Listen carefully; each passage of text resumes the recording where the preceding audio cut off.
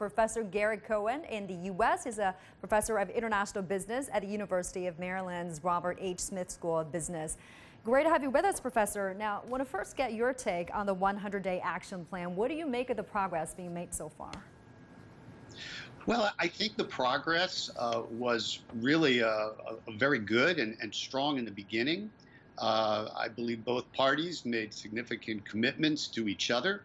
We did see the ban lifted on U.S. beef exports to China. As was just mentioned, cooked chicken has now been opened up to come into the United States. We also saw LNG, liquid natural gas, exports increase from the U.S. to China, as well as crude oil.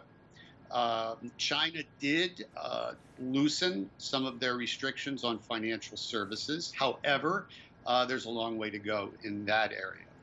I do believe that the geopolitical activity will impact the progress with this 100-day plan. And I think later this week, we will see the results of that. Yeah, and the interesting thing is that Chinese officials have indicated the 100 talks will be extended to stretch over a year. And we also have the comprehensive economic dialogue kicking off first round next week. So judging at this point, what do you make of the prospects of China-U.S. trade? And what will this do to the bilateral relations?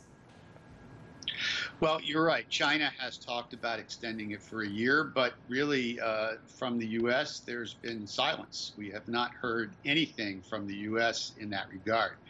I do believe that the U.S. and China need to be more cooperative. I believe that there's been a lot of leverage played here on both sides.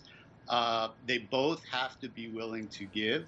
I believe for the U.S., we need to work to extend our trade to China in areas where we are now stronger: the services sector, agriculture, aircraft and parts, automobiles. These have been the strongest areas of export, and we can continue to build on that.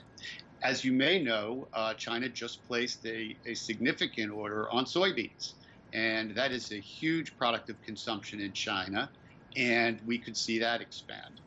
I do believe bilateral relations could be strong. I'm very concerned about the external activities. As was mentioned earlier on your show, the situation in North Korea.